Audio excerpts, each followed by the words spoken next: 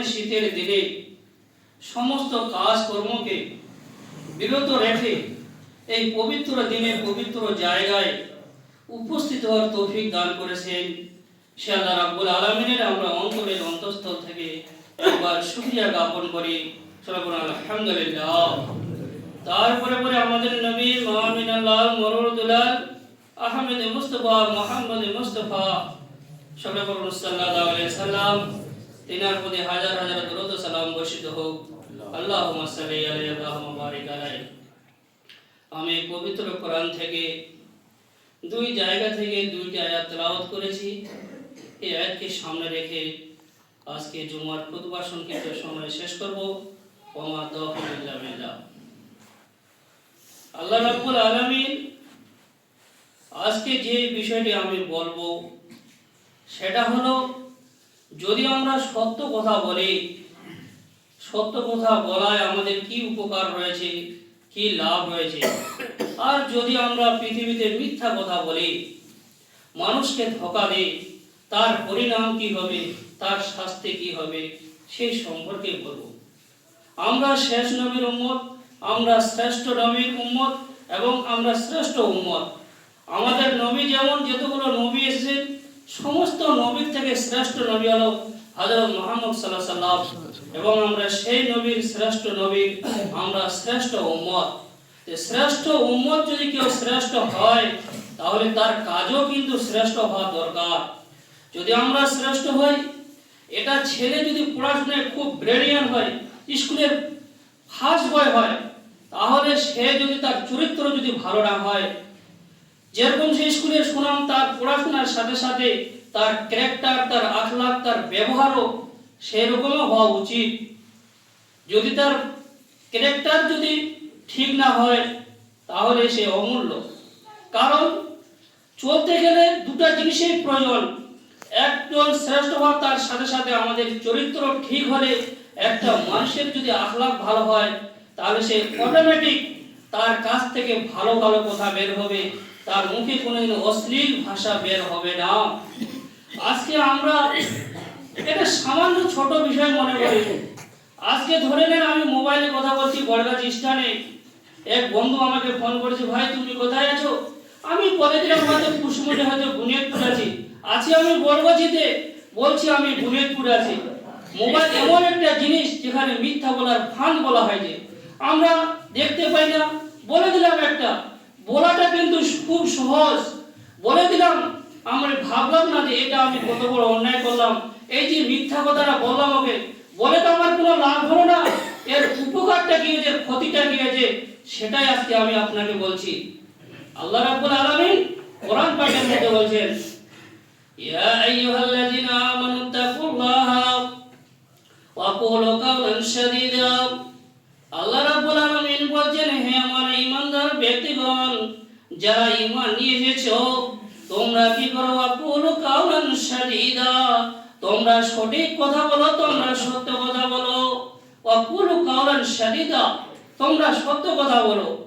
সত্য কথা যদি বলো তাহলে তোমাদের দুটো লাভ রয়েছে, দুটো লাভ, তো দুটো উপকার রয়েছে। কি?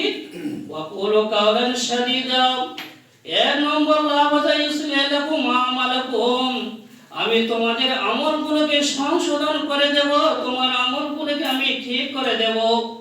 এটা হলো এক নম্বর তোমার লাভ। আর দ্বিতীয় নম্বর লাভ হলো, তুমি যদি সত্য কথা বলো, তুমি যদি সঠিক কথা বলো, তোমার দ্বিতীয় লাভটা কি রয়েছে তুমি জানো?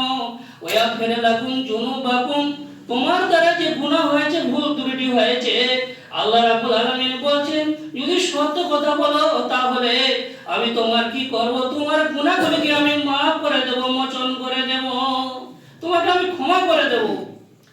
তাহলে সত্য কথা বলার কারণে আল্লাহ রাব্বুল আলামিন বলেন আমি তোমার গুনাহগুলোকে maaf করে দেব।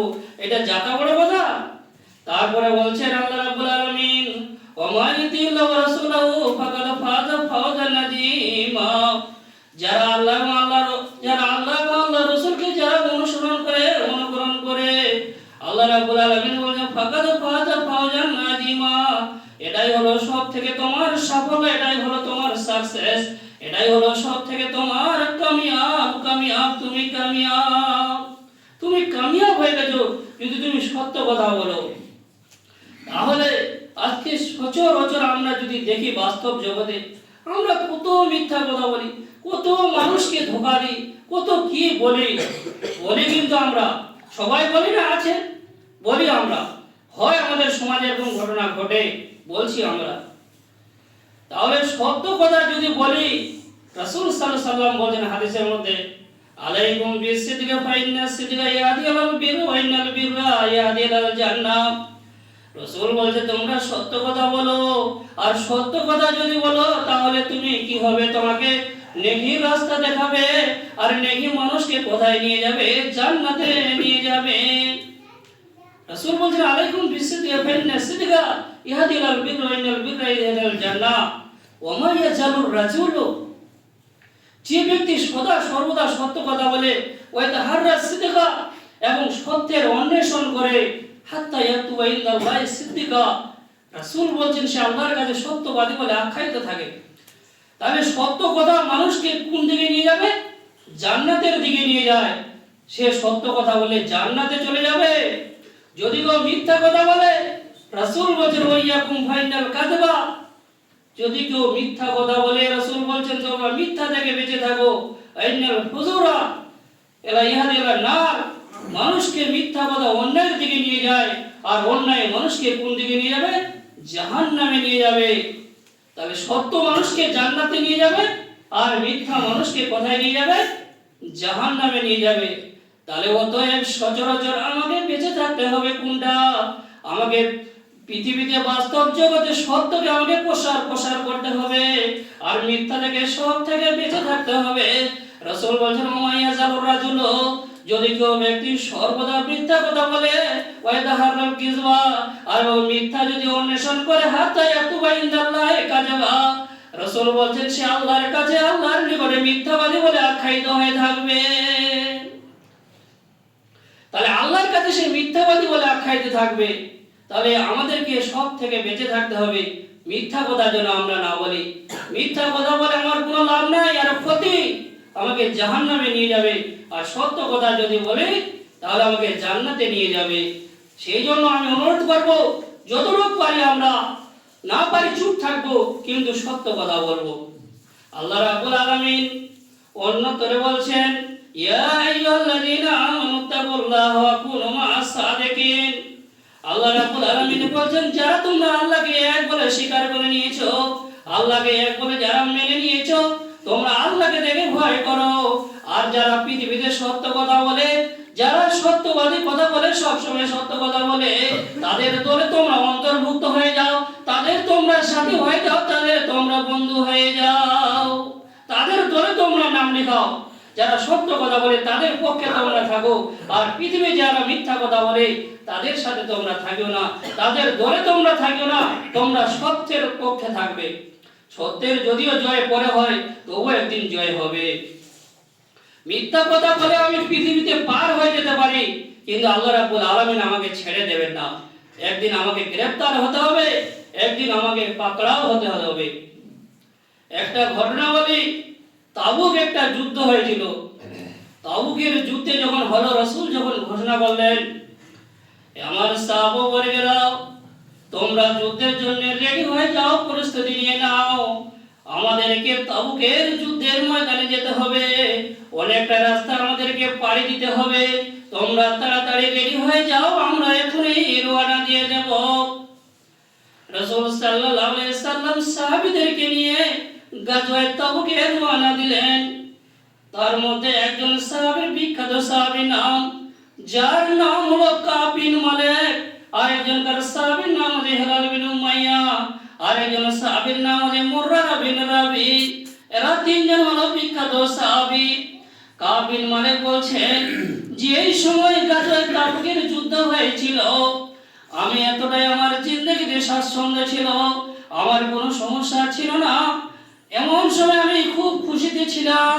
কিন্তু রাসূল যখন রওনা দিলেন, আমার কানে যখন খবরটা পৌঁছলো, আমার কাছে এত দ্রুতগামী ঘোড়া ছিল, এত দ্রুতগামী ছিল যে সে মনে মনে ভাবছে আমি যদি একটু দেরিতে বের হই তাহলে আমি রাসূল সাল্লাল্লাহু আলাইহি সাল্লাম এবং আমার সাথী যে সাহাবা বর্গেরা বের হয়েছে আমি যদি 5 মিনিট 10 মিনিট আধা ঘন্টা যদি লেট বের হয় তাহলে আমি তাদের সঙ্গে আমি সাথীদের সাথ ধরে নিতে পারবো, আমার কোনো অসুবিধা হবে না, আমার কোনো সমস্যা হবে না। এই জন্য সে একটু লেট করছে, বাড়িতে বসে আছে। এমন সময় সাহাবা কেরাম সবাই তারা রওনা দিয়ে দিয়েছে।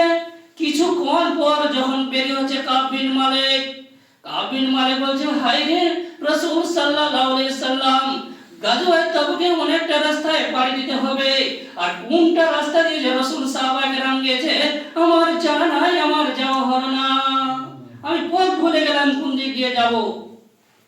কাব বিন মালিক বলছেন এখন আমি কি করি, আমি একজন বিখ্যাত যোদ্ধা, আর রাসূল সাল্লাল্লাহু আলাইহি সাল্লামের যদি সেই গাজওয়ায়ে তাবুকে উপস্থিত না হতে পারি রাসূল আমাকে কি বলবেন। এবার কাব বিন মালিকের কানে খবর আসে। কাব বিন মালিক জানতে পারলেন রাসূল সাল্লাল্লাহু আলাইহি সাল্লাম গাজওয়ায়ে তাবুকের যুদ্ধ থেকে রওনা দিচ্ছেন। কাব বিন মালিক বলছে এবার আমি রাসূল সাল্লাল্লাহু আলাইহি সাল্লামের কাছে যাব, আমি রাসূলকে কি জবাব দেব। রাসূল বলছেন আমি অনেকগুলো শিখেছি, কলা কৌশল তৈরি করলেন, বলছে আমি এই কথাগুলো বলে এমন কিছু তিনি সঙ্গে আনলেন, এমন কতগুলো কৌশল অবলম্বন করলেন যে আমি এইগুলো বলে রাসূল সাল্লাল্লাহু আলাইহি সাল্লামকে মিথ্যা কথা বলে আমি পার পেয়ে যাব। এবং যারা পরিবারের মধ্যে শিক্ষিত লোক, হায়ার এডুকেটেড, তাদের সঙ্গে তিনি পরামর্শ করছেন যে আমি যে গাজওয়ায়ে তাবুকে যেতে পারিনি এই বিষয়ে রাসূল সাল্লাল্লাহু আলাইহি সাল্লামকে আমি তার সামনে গিয়ে কিভাবে কথা বলবো। অনেক রকমের কলা কৌশল তৈরি করলেন। যখন জানতে পারলেন যে তিনি চলে এসেছেন ফিরে, মসজিদে নববীতে বসে 2 রাকাত নামাজ পড়ে বসে আছেন, সাহাবা কেরামগণ দেখা করছেন, একে একে সালাম দিচ্ছেন। এইভাবে করতে করতে কিছুগুলো সাহাবী যারা দেখতে মুসলমান কিন্তু অন্তরে তারা মুনাফিক, তারা বলছে রাসূল এ বলছে আমি এই কারণে যেতে পারিনি, আমার এই সমস্যা। এইভাবে করতে করতে যারা যায়নি বলছে রাসূল আমার এই সমস্যা, এই কারণে আমি গাজওয়ায়ে তাবুকে উপস্থিত হতে পারিনি, এদের সংখ্যা 80 থেকেও বেশি। রাসূল বলছেন যাও তোমরা যখন তোমাদের সমস্যা দেখাচ্ছো, সমস্যার কারণে তোমরা যুদ্ধে উপস্থিত হতে পারোনি, আমি তোমাদেরকে ক্ষমা করে দিলাম, মাফ করে দিলাম, কিন্তু তোমাদের যে অন্তরের বিষয়টা এটা আমি আল্লাহকে ডাইরেক্ট সঁপে দিলাম, অন্তরের বিষয়টা আল্লাহ ভালো জানে, তোমরা কি কারণে যাওনি, এই বিষয়টা আমি আল্লাহকে সঁপে দিলাম। যখন কাব বিন মালিকের বাড়ি আসলো, রাসূল সাল্লাল্লাহু আলাইহি সাল্লামের কাছে সামনে গিয়ে বসলেন। কাব বিন মালিক বলছেন ইয়া রাসূলুল্লাহ, যদি আপনি বিশ্বনবী না হতেন, আল্লাহ রাব্বুল আলামিন আমাকে এতটাই জ্ঞান দান করেছেন, আর আমি এমন একজন শিক্ষিত ব্যক্তি, আল্লাহ রাব্বুল আলামিন এমন আমাকে ফাসাহাত বালাগাত দিয়েছেন, জ্ঞান বুদ্ধি দিয়েছেন, আমি মিথ্যা কথা পার পেয়ে যেতাম, কিন্তু আপনি যেহেতু বিশ্বনবী আমি আপনাকে মিথ্যা কথা বলবো না, আর আমি যত রকমের কলা কৌশল তৈরি করেছিলাম সব কিছু আমার অন্তর থেকে বেরিয়ে গেছে, আপনাকে আমি সত্য কথা বলছি।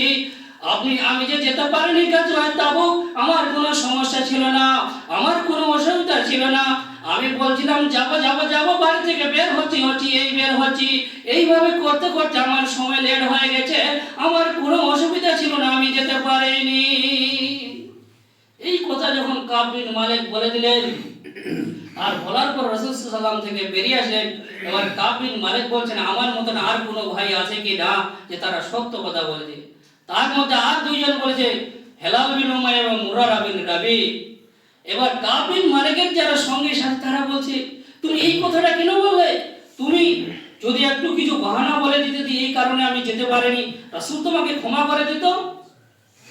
কাব বিন মালিক বলছেন যদি আমি রাসূলকে মিথ্যা কথা বলতাম হয়তো আমি পার পেয়ে যেতাম ঠিকই, কিন্তু যদি আল্লাহ রাব্বুল আলামিন আমার ব্যাপারে রাসূলকে যদি সঠিক কথা বলে দিতেন তাহলে আমার কি সমস্যা হতো তোমরা কি জানো। এই কথা যখন কাব বিন মালিক বলে দিয়েছেন আল্লাহ রাসূল বললেন, হে আমার সাহাবাবর্গরা, তোমরা শুনে নাও, এই যে কাব বিন মালিককে দেখতে পাচ্ছ এবং হিলাল বিন উমাইয়া এবং মুররা বিন রাবি, এই তিনজন সাহাবী বিখ্যাত সাহাবী, তারা সত্য কথা বলেছে। এবং আমি তোমাদেরকে বলে দিচ্ছি বাকি সাথীগণ, এই তিনজনকার সম্পর্কে তোমরা এদের সঙ্গে কেউ উঠা বসা করতে পারবে না এবং তাদের সামাজিক যোগাযোগ তাদের সঙ্গে বন্ধ, কেউ তাদের সঙ্গে কথা বলতে পারবে না, তাদের সঙ্গে উঠা বসা খাওয়া দাওয়া সব কিছু তোমাদেরকে বন্ধ করে দিতে হবে। এই তিনজন সাহাবীর সঙ্গে কোনো সম্পর্ক রাখা যাবে না, তাদের সঙ্গে সম্পর্ক বন্ধ। এই কথা যখন বলে দিয়েছেন, হিলাল বিন উমাইয়া এবং মুররা বিন রাবি দিন আর রাত শুধু কান্না করছে। কি হয়ে গেল? কাব বিন মালিক বলছেন, আমি একজন বিখ্যাত লোক ছিলাম, আমি বাজারে যাচ্ছি, আমার সঙ্গে কেউ কথা বলে না, আমি যদি কাউকে সালাম দিচ্ছি আমার সালামের কেউ উত্তর দেয় না, আমি যদি মসজিদে নামাজ পড়তে যাচ্ছি তো দেখছি আমার দিকে কেউ তাকায় না, যদি তাকাচ্ছি আমার দিক থেকে মুখ ফিরিয়ে নিচ্ছে।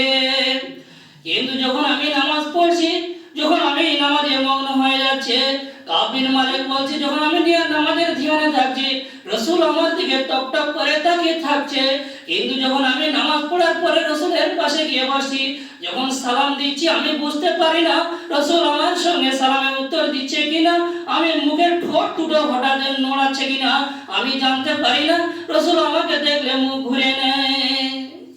এই অবস্থা হয়ে গেছে, আমি বুঝতে পারি না কি করব, কেউ আমার সঙ্গে কথা বলে না, বাজারে যাচ্ছি, দোকানে যাচ্ছি, সবাই আমার দিক দিয়ে মুখ ফিরিয়ে নিচ্ছে, কেউ কথা বলে না। একা একা সমাজে চলা সম্ভব কেউ যদি কথা না বলে?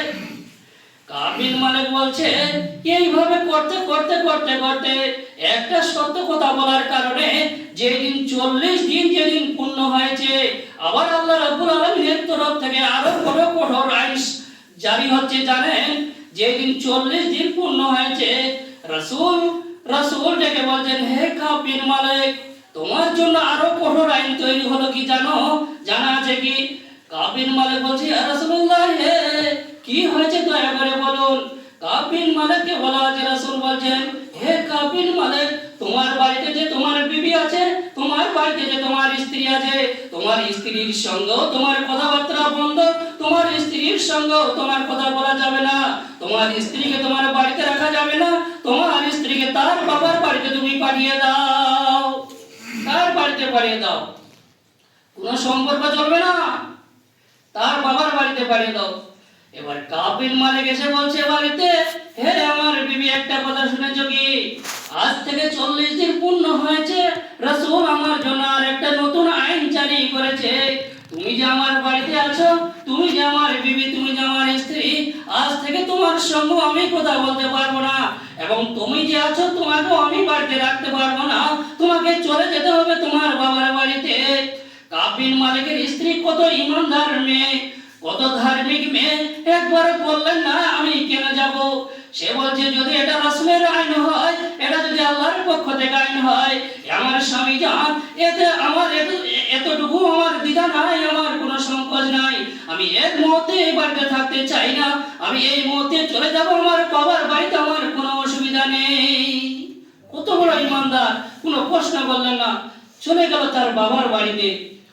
বাবার বাড়িতে যখন চলে গেল, এইভাবে যখন জানতে পারলেন, এই যে একজন জালেম বাদশা, গাসসানের বাদশা জানতে পেরেছে যে কাব বিন মালিক একজন সম্মানী ব্যক্তি, একজন বিখ্যাত সাহাবী, গাসসানের বাদশা তিনি চিঠি লিখছেন।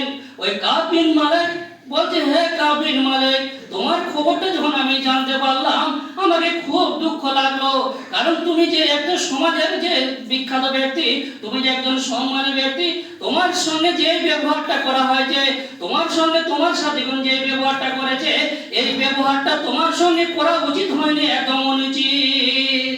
তুমি চলে আসো আমার কাছে, তোমাকে আমি দয়া দেবো, তোমাকে আমি পদ দেবো, তোমাকে আমি সম্মান দেবো।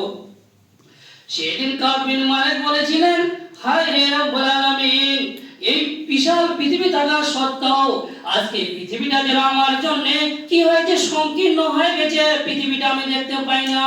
আজকে যদি জমিনটা ফেটে যেত, আর ওই জমিনটা ফেটে গিয়ে যদি আমি ঢুকে যেতাম, এটাই আমার জন্য ভালো হতো, এটাই আমার জন্য ভালো হতো। সেই কাব বিন মালিক বলছেন, এইভাবে করতে করতে যেদিন 50 দিন পূর্ণ হলো।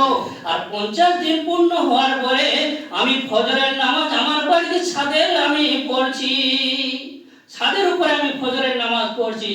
আর জাবালে সালা নামে একটা পাহাড় আছে, সেই পাহাড় থেকে একটা আওয়াজ ভেসে আসছে, ইয়া কাবিন মালিক আবশের, ইয়া কাবিন মালিক আবশের, হে কাবিন মালিক তোমার জন্য একটা সুসংবাদ, তোমার জন্য একটা সুখবর, তোমার জন্য একটা ভালো খবর আছে। আজকে 50 দিন পূর্ণ হয়েছে। আল্লাহ রাব্বুল আলামিন তোমার ব্যাপারে যে 50 দিন তুমি কষ্ট করছো, তোমার সঙ্গে কেউ কথা বলে না, তোমার সঙ্গে কেউ উঠা বসা করে না। আল্লাহ রাব্বুল আলামিন তুমি সত্য কথা বলার কারণে 50 দিন তোমাকে কষ্ট ভোগ করতে হলো।